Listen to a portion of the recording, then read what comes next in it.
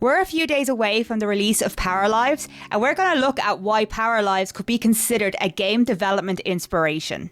Even though we had to wait a little bit longer than expected to play this title, we have been on a journey with this game over the last 7 years, and have seen it from the very beginning. This very ambitious game aimed to pull off what life simulations were not doing at the time in terms of features and how it was offered to their players.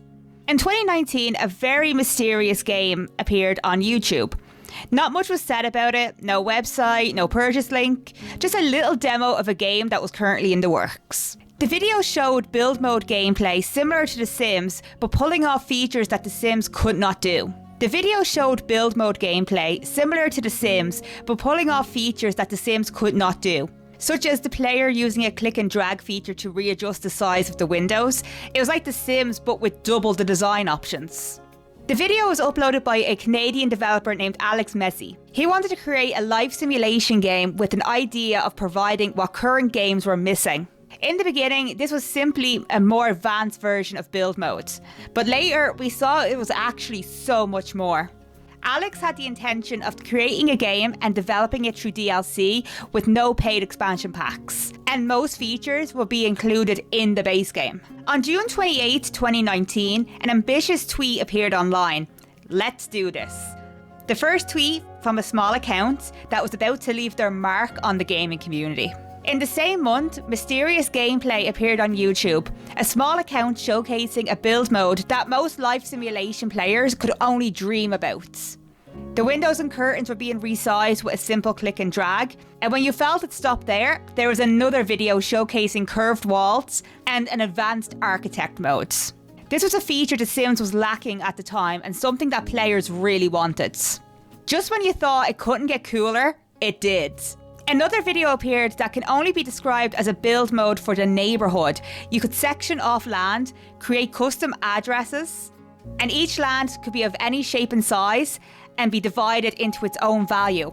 Simulation fans were going crazy for this, and the next video showcases a very similar click and drag mechanic as the windows, only this time it was on furniture. Making beds as big or small as the player desired. Also the same to desks and adding additional shelving. This footage looked as if it was being plucked from the imaginations of life simmers. A visual representation of, if you could change anything in current games, what would it be? And it almost seemed too good to be true. But the showcasing didn't end there, because throughout 2019 we received more and more details about this dream simulator. We received a beautiful exterior shot of a house being decorated for Halloween, and a video showing the minor details that this game took into account, such as what side of the toilet roll holder is correct, and biggest of all, custom tombstones where you can write exactly what you wanted in your own text. We were only missing one thing: a release date.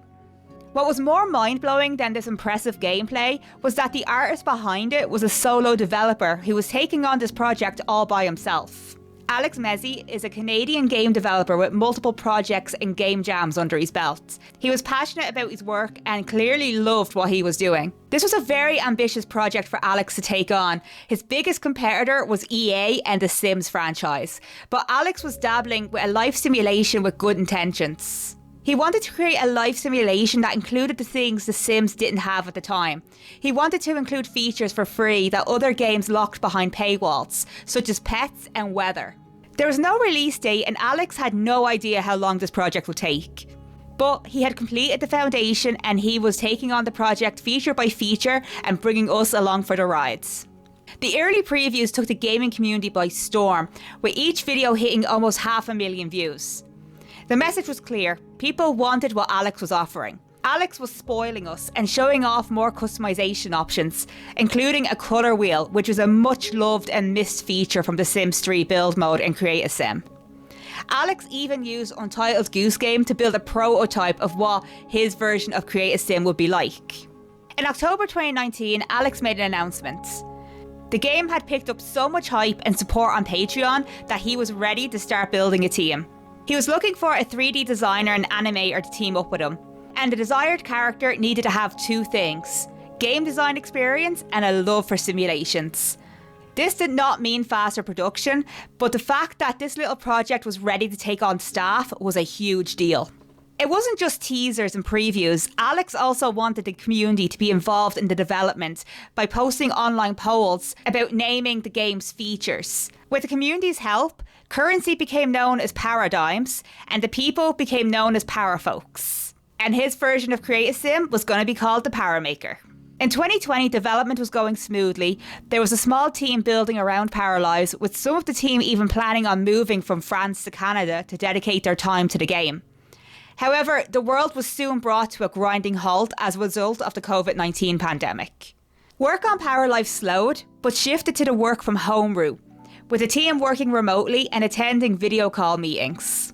In May 2020, we got our next big reveal, the Parafolk. And it was a character called Maggie. The style we had seen so far left us curious about what the people would look like. But most of all, it was the biggest confirmation that this was very much a life simulation that was in the works. There was a lot of mixed opinions about Maggie. Some was feeling she was too cartoon-like, while others felt she was just perfect. Not too real and not too fake, and fitted into the overall style beautifully. Overall, the reaction to Maggie was positive. A month later, we were given our second Parafolk, Sebastian. He was much more detailed than Maggie in the sense that he had tattoos and facial hair, but in September, Sebastian was used to give us our first look at live mode. It showcased a zipline, swimming and more. All the pieces were falling together and the early concept art was merging into an actual game. The years following the pandemic were long. The fans were eagerly waiting, but some fans were also growing tired and impatient. The longer time went on, the more concerned people grew that this game might have just been too good to be true. But the small team of 7 were working hard to bring this game to life. The game was still promising features that were not yet present in current simulations, such as unique clothing layering, uploading your own photos, middle names, separating legal names from nicknames. And they were still tuned into the community, asking them what they felt was least represented and what they would like to see in Paralives. The fans grew into a little routine, development updates, perks for the Patreon backers, Q&As, but still no hint at any release dates. Paralives was showing the progress of video game development firsthand. It was also an eye-opening project for the audience who didn't realise how complex making a game was. But despite the lack of release dates, the wheels were moving and we were getting updates on the regular. In 2022, we received a preview of the walking animations in live mode. They also revealed action reordering, which was a much wanted feature in life simulation games, which allowed us to change the cue of what we wanted our characters to do. And the most wanted feature of all, height customization. This was a feature that was known to be excluded from The Sims because different heights would require multiple animations, especially when it came to actions such as reaching for something or interacting with someone who was taller. So this was a very ambitious move for Paralives to follow. In 2024, we got our first live stream showcasing live mode. We got a glimpse of the open world, the animations, and the game in full swing. This is honestly the moment we have all been waiting for since those early teasers. We got a glance at what makes Paralives its own individual game. And throughout the development of Paralives, other simulations entered the market, such as Life by You and Inzoi. However, while Inzoi made it to early access, Life by You ended up failing and getting cancelled. Life by You had a lot of hype behind it and the cancellation came as a shock. This meant the pressure for Paralives to succeed was stronger than ever. Life by You was such a harsh realisation that no matter how much hype a game has or how far into development it is, nothing is guaranteed and everything can fall apart at any moment. Naturally, this made gamers very worried, and everyone began to question if Paralives would even make it to early access. However, in June 2025, we got the news we had all been waiting for. Paralives was coming to early access in December 2025. The release trailer showed us the improved graphics while still keeping the signature style and also keeping the customization tools that were promised in the very first video. The devs were very transparent on what to expect in early access. There would be bugs and glitches, a lot of promised features would not be available, and the social interactions won't be as detailed as expected. But all of this will be corrected in the future. This transparency is a big reminder to gamers that early access is not a final product. Early access allows developers to put games on the market and use player feedback as an opportunity to make fixes and adjustments to the game. This is also a gentle reminder that early access feedback should be constructive, not negative.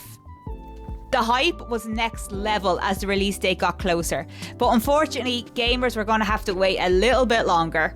Just a week before its launch, the devs made an announcement that Paralives would be delayed by 5 months, now coming out in May 2026. While disappointing, the devs felt it was best for the game and community.